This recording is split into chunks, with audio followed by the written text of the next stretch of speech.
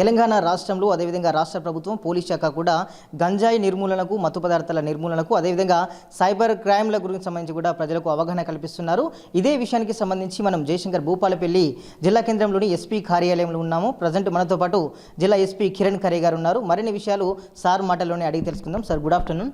Good afternoon. Sir, ముఖ్యంగా చెప్పాలంటే జిల్లాలో మత్తు పదార్థాలకు సంబంధించి ఎలాంటి మీరు నిఘా చర్యలు చేపట్టారు సార్?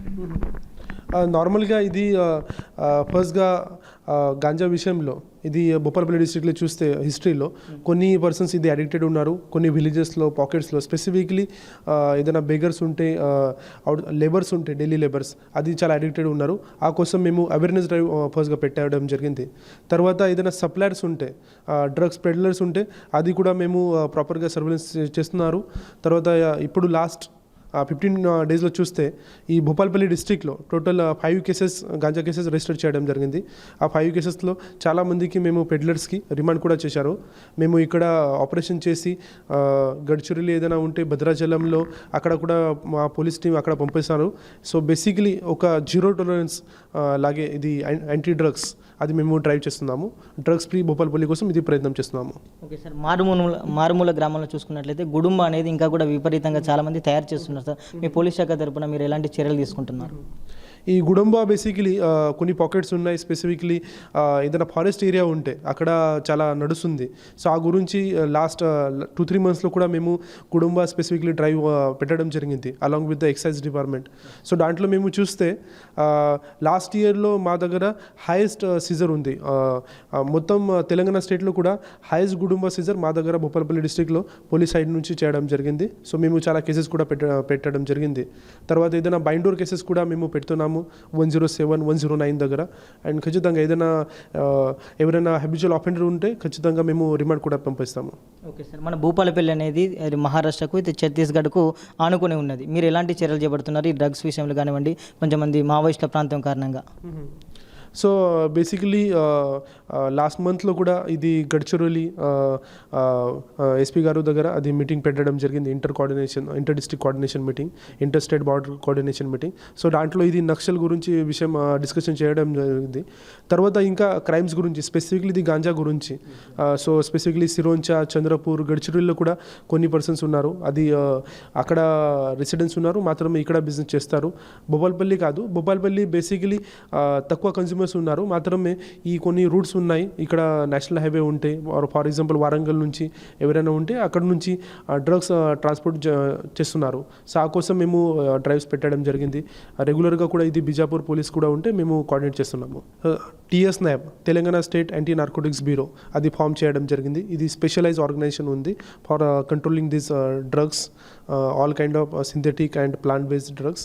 సో ఆ ప్రకారంగా మా సైడ్ నుంచి కూడా మేము ఇక్కడ ప్రాపర్గా ఒక టీమ్ ఫామ్ చేశాము. ఇక్కడ task force, specialise task force form చేశాము. సో ఆ గురించి కూడా మేము కేసెస్ పెడుతున్నాము. అవేర్నెస్ గురించి చూస్తే, సో మేము మా భూపాలపల్లి డిస్ట్రిక్ట్లో అరౌండ్ 30+ కాలేజెస్ ఉన్నాయి. అక్కడ మేము అవేర్నెస్ క్యాంప్ పెడుతున్నాము. అక్కడ యాంటీ డ్రగ్స్ కమిటీ కూడా ఫామ్ చేయడం జరిగింది. దాంట్లో కొన్ని స్టూడెంట్స్, ప్రిన్సిపల్స్, తర్వాత పోలీస్ టీం కూడా అది ఫామ్ చేయడం జరిగింది. సో రెగ్యులర్గా ఏదైనా సోషల్ మీడియా కూడా ఉంటే, ప్రెస్లో కూడా ఉంటే మేము అది ఇన్ఫర్మేషన్ ఇస్తున్నారు. ఓకే, సోషల్ మీడియా అన్నారు. ఇంకో విషయం ఏంటంటే సైబర్ క్రైమ్కి సంబంధించి చాలామంది సైబర్ నేరగాళ్ళ ఉచ్చులో పడుతున్నారు. వారికి మన భూపాలపల్లి జిల్లా తరపున కూడా ఏమైనా కేసులు వచ్చేసారు ఇప్పటి వరకు? వాళ్ళకి ఎలాంటి సూచనలు తెలియజేస్తున్నారు? సో నార్మల్గా ఇది సైబర్ క్రైమ్ గురించి రెగ్యులర్గా ఏదైనా ఉంటే, నార్మల్ బాడీలో ఆఫెన్సెస్ లేవు, నార్మల్గా థెఫ్ట్ ఆఫెన్సెస్ లేవు. ఇప్పుడు ఇది సైబర్ వరల్డ్ ఉంటుంది. సో సైబర్ గురించి చాలా కేసెస్ ఇక్కడ పెరుగుతుంది. సో నాట్ జస్ట్ భూపాలపల్లి డిస్ట్రిక్ట్లో, మొత్తం తెలంగాణ స్టేట్లో, మొత్తం ఇండియాలో అది జరుగుతుంది. సో ఆ కోసం ఇప్పుడు ఒక హెల్ప్ లైన్ ఇవ్వడం జరిగింది. బేసికలీ అది నంబర్ ఉంటుంది 1930 పైన మీ ఏదైనా సైబర్ క్రైమ్ జరిగితే ఇమీడియట్గా అక్కడ కాల్ చేయాలి. అక్కడ కాల్ చేస్తే మీ సైడ్ నుంచి ఏదైనా డీటెయిల్స్ ఉంటే అది తీసుకోవడం జరుగుతుంది. సో ఏదైనా ఉంటే మేము ఖచ్చితంగా రివర్స్ యాక్షన్ తీసుకుంటాం.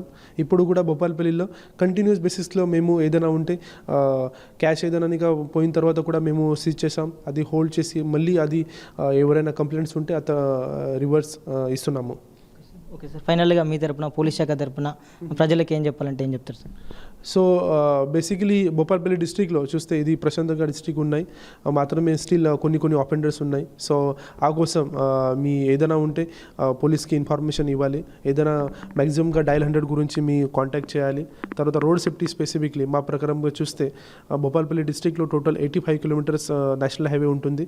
సో మీ ప్రాపర్గా హెల్మెట్ వేసుకొని ప్రాపర్గా డ్రైవింగ్ లైసెన్స్ పెట్టాలి, ప్రాపర్గా మీ దగ్గర నెంబర్ ప్లేట్స్ ఉండాలి, డ్రంక్ అండ్ డ్రైవ్ చేయవద్దు, అది కూడా మీరు చూసుకోవాలి.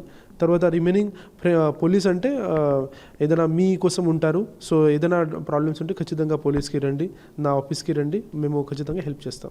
Thank you so much sir.